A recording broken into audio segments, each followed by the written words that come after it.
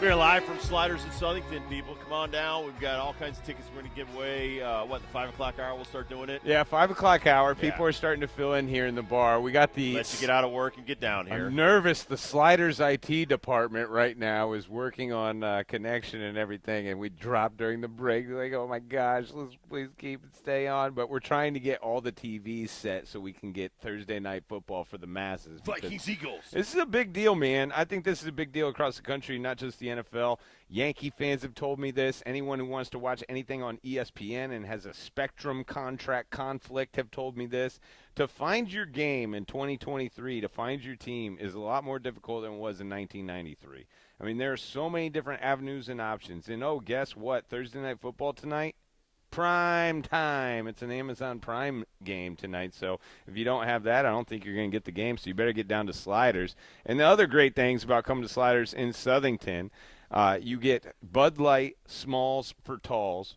Talls for Smalls. Talls for Smalls. Is that how it goes? Small, you get a tall. I always switch that around. Plus, neutral cans are $6. And we've got a bunch of giveaways here. We got UConn football tickets. We got Neo tickets, John Fogerty tickets, plus a bunch of great stuff from our friends at Bud Light. And Michelob Ultra, as Dibs points out, man, there's going to be a lot of people going home with these. I'm going to call them flutes. It's not a flute, though. Flute's like flute. For champagne. It's a very skinny. Josh, what do you call them? Skinny pint glass. Josh, call them you work for the company.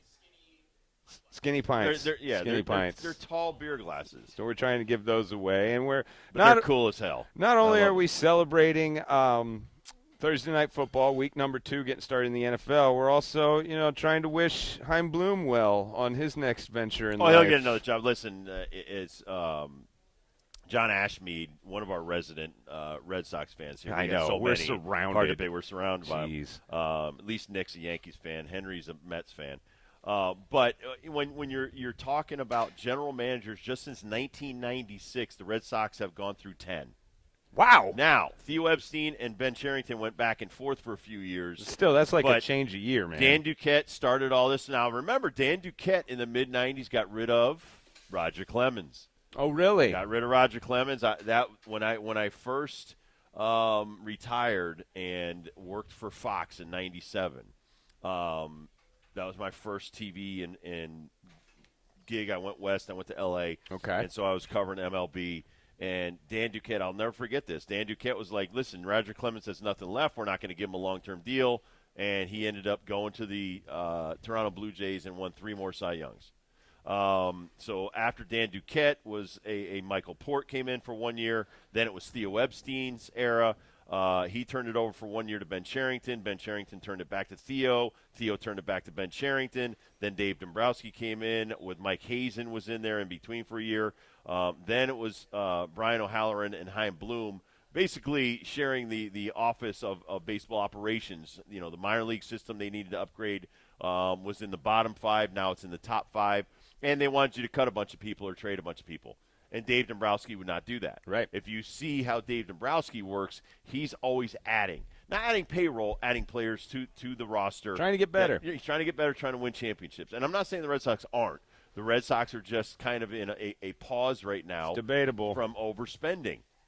And so when you're battling against a corporation that now includes LeBron James and his corporation of $750 million that they threw in there with the John Henry Group. Actually, I think they call it the Fenway Group now, where they own Roush Racing and they own Liverpool and they own the Red Sox and they own all kinds of other stuff that they're getting into. They want to own an NFL team.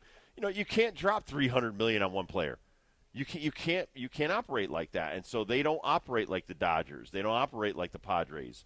Certainly, the Yankees have changed the way they spend their money. They'll spend it one guy here and then go 2-3 years where you're trading for guys with manageable contracts. So I think, baseball has changed, and the Red Sox are one of those teams that's constantly trying to change with the times. Now, the Yankees have not. The Yankees have stayed with Brian Cashman since 1996. I remember when Bob Watson was there, and he put that team together with Gene Michael. And, Cashman lived off of that into the 2000s. He's won one championship since basically the early 2000s, and that was 2009. And I'm not trying to get the guy fired, but it's like, okay, you brought in these analytics nerds 10 years ago. For the last 5 years, they've shared your brain. Yep. And really, you've gotten nothing in return. Yeah, you're winning 99 games, stuff like that, but you haven't been built for the postseason. You're built for winning some ball games, and you've had a lot of talent, but you've underutilized it. A lot of those guys have either retired or moved on. If you don't think you need to change in New York and you want to stay with the same people, that's Hal Steinbrenner's call. That's his call. I think the Henry Group, they brought Chaim Bloom in to do a job.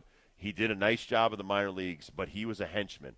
He was going to get rid of Mookie Betts, get rid of the payroll, sign Rafael Devers. He was your one guy, but you let Xander Bogaerts go. Benintendi went to the White Sox eventually. J.D. Martinez is gone, and I could go on and on and on. But the problem is Nathan Eovaldi was a huge mistake. Huge mistake. He would have really helped your rotation. $85 million, that's what it cost for him to go to Texas. Yeah. So, when you're thinking about what's going on right now with general managers, a lot of these guys are used by owners to do a dirty job where you're not going to blame the owners. Where in the NFL, we always blame the owners. But in this particular instance, why today? This is what I can't figure out. Usually these GMs, head coaches, anybody in the – could have been a battle upstairs. I mean, listen, I remember when Terry Francona got let go or Theo Epstein, there was definitely a difference of opinion. But that was at the end of the season. It was at the end of the season, but certain things were brought in. Like with Terry, they were like, well, the Nesson ratings are down because you're not playing well. I mean, are you kidding me? The manager has nothing to do with TV ratings. Theo Epstein was about his wanting to go in a different direction, and ultimately, the Red Sox didn't want to spend, and they didn't want to continue to try to win championships Theo's way. Theo goes to the Cubs and brings them a championship. It just shows you that guy's a talented guy.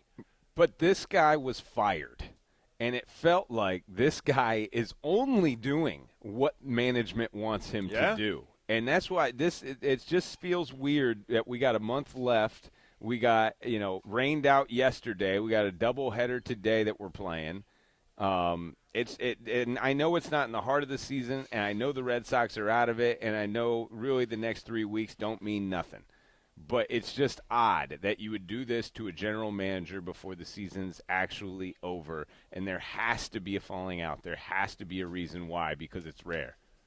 Well, you got 17 games left, really. The Red Sox are winning right now, bottom of the eighth, 5-0. They look like they're going to win that game. I don't want to prematurely, jinx them, but I think they can do that. Even if you do, but it's not going to matter. Both teams.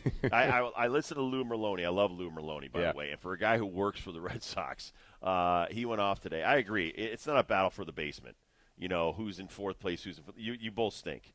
You're both going to be around 500. Couple up or down, it doesn't matter. It's what direction you're going in the future. And neither team looks like they're built for the future. You've got a lot of bad contracts on the Yankees. You've got a lot of older players that are going to – I don't think Justin Turner's coming back. I love Justin Turner. I think he's great in the clubhouse. Trevor Story, you might try to trade him in the offseason. They need an everyday shortstop. They need an everyday second baseman. You need an everyday center fielder if you're the Red Sox. The same thing goes for the Yankees. They haven't found those pieces. The catching department in both places, not great. Not great. Good enough for the major leagues, to be on a 500 team. But you need fantastic. Like, I was watching this thing on Real Muto with the Phillies. Best time to second base in the major leagues. Yeah. Best defensive catcher this year in the major leagues. All right, just to give you times, and this is something not many people talk about, which I try to speed up my younger pitchers, because if you don't deliver the ball to the plate in 1.2 – and your catcher throws it to second, that's catching it from the pitcher and throwing it to second base in under 2 seconds, you're not throwing out anybody.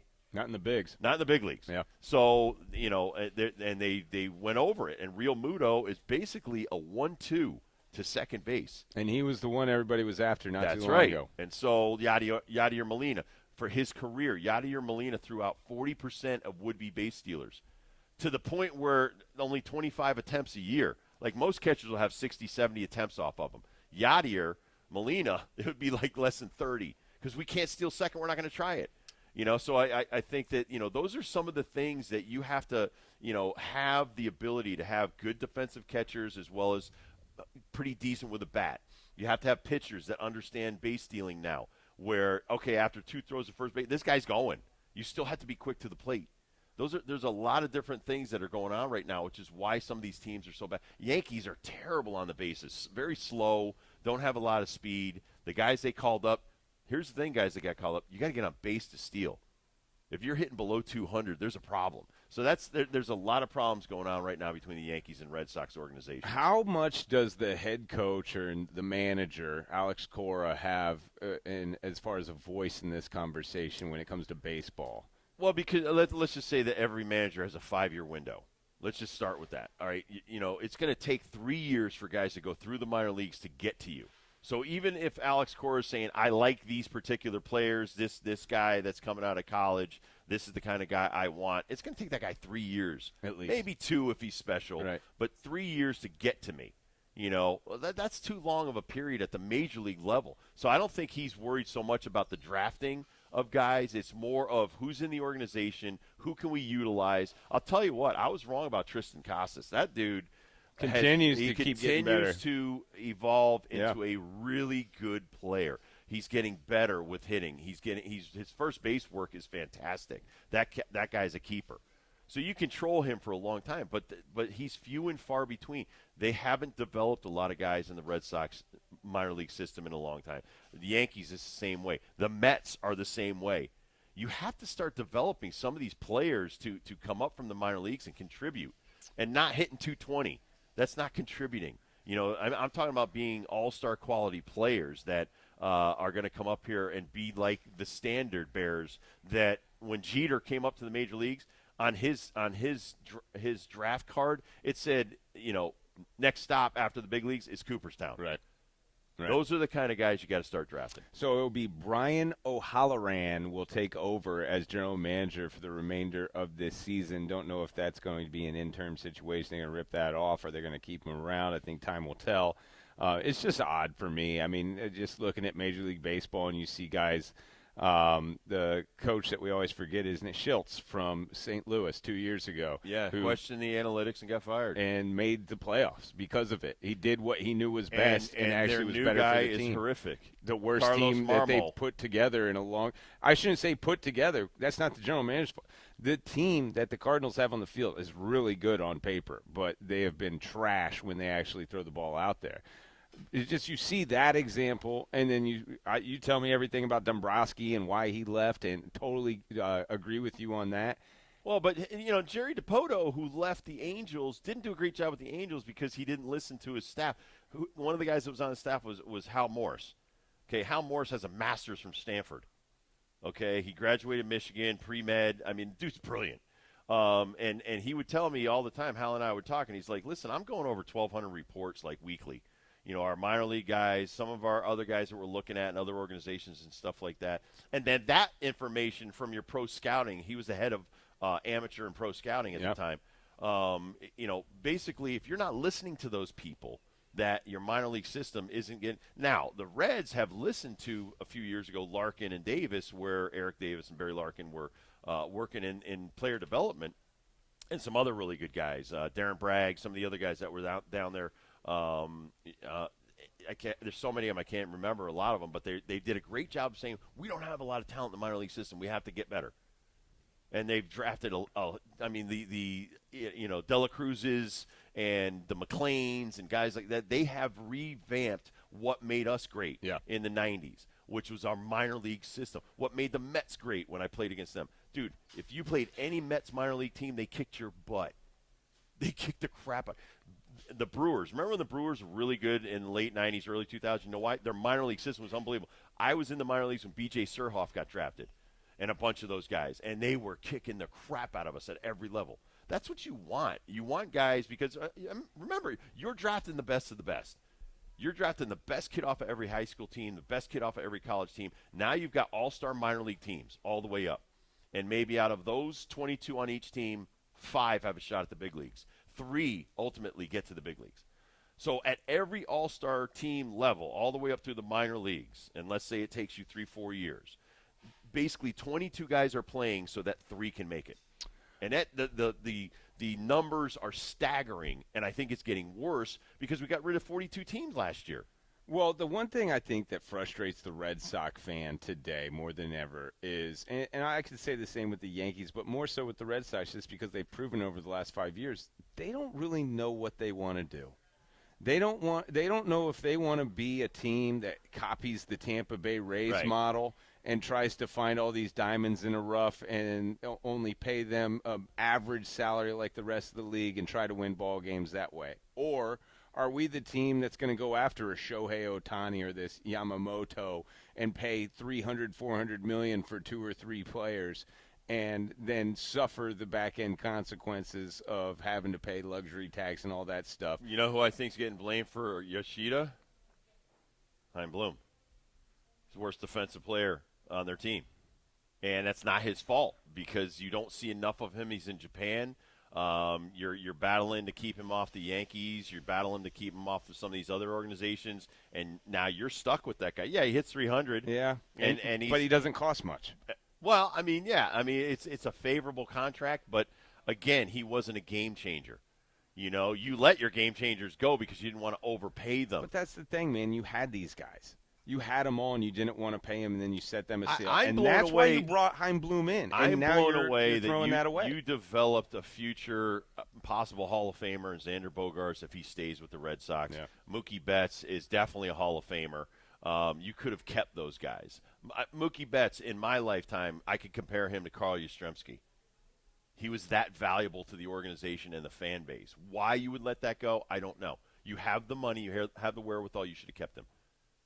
And that's not Chaim Bloom's fault. I will never not be upset that Mookie Betts doesn't play for the Red Sox. I don't know why I'm trying to defend Chaim Bloom because I was against his hiring. Because you hate when people get fired. I do too. I just hate when you wishy-washy. You tell me one thing, and then 2 years later you're doing the exact opposite, and you're pointing the finger at everybody else. That's not his fault. That's coming from John Henry's group. Exactly. I'm not talking Chaim Bloom's the guy. I'm waffle talking John all the Henry's time the because guy. then all of a sudden it's like, okay, we don't want to pay Mookie Betts, but oh my God, we got to keep Rafael Devers. Right. Exactly. Okay, why did you do that? Exactly. You know, why did you pay Trevor Story so much money? Why couldn't you have figured out how to keep Benintendi? You know, I mean, I like Benintendi as an outfielder as well. So and there's also other problems too because you have guys in the minor leagues when they sit around in these meeting rooms. Let's just say that you drafted like 5 guys that are in the minor league system right now that are all top prospects. To make you look better, you want them in the big leagues. Right. So you're pushing to get these guys to the big leagues. Who's Bobby Dahlback a couple years ago. Yeah. So whoever drafted that guy, it's a feather in his cap if he's playing in the major leagues. Now, when he doesn't play well, you don't look good. Right. But when you're sitting in those winter meetings and you're like, well, hey, you know, you got that overpriced old guy at first base. Why don't we get rid of him and we'll watch Moneyball? This is what's going on in Moneyball. And remember, the Red Sox tried to get Billy Beane. They loved what he was doing with Oakland. Here's the problem with that Moneyball stuff. Never won. Those guys never won championships. So, yeah, they won games. They looked great. The on-base, all the numbers was great, stuff like that. But at the end of the day, you want to win championships. And honestly, the most shocking thing this year after all the money that was spent is the Texas Rangers right now. You talk about a pickle. If they don't make the playoffs and they spent all that money – and even traded for Scherzer. And the prospects they sent away to the Mets, everything I hear that those prospects are excellent prospects, that could be Chris Young's head in a couple of years. Honestly, the way it looks now, at the time when Scherzer's traded there, DeGrom's already there. Now that we know DeGrom was falling apart, DeGrom is, again, not pitching here in September. No surprise. Scherzer is busted up as of now. You didn't know that. Maybe if it were a different situation, he'd still be doing it. But now what the Mets have, as bad as it felt during the trade deadline, is how it's such a failed experiment in the first go-around, the second go-around for Cohen. I love the catcher. I think Reyes is a hell of a short. Right. I think if you find a steady center fielder and a second baseman, it's exactly what you talk about, being solid up the middle. I really do like Alvarez. Like, he is becoming one of my favorite players in the whole entire league. I saw this video, too, of him trying to learn English, and, like, he's trying to get the reporters to test him and stuff. Right. I think the world about that pick and that move, and I think the Mets are going to be fine with a lot of these picks that they've compiled thanks to the Rangers. We will wait and see. We'll come back. We'll have Chaz, the cream puff man. Oh, yeah. and he will tell you all the great stuff that's going to go on at the Big E coming up starting tomorrow, going for a couple of weeks, actually 17 days through October 1st. So let's talk some Big E live from Sliders in Southington, brought to you by Bud Light and Mick Ultra. We'll be right back with Chaz the Cream Puff Man.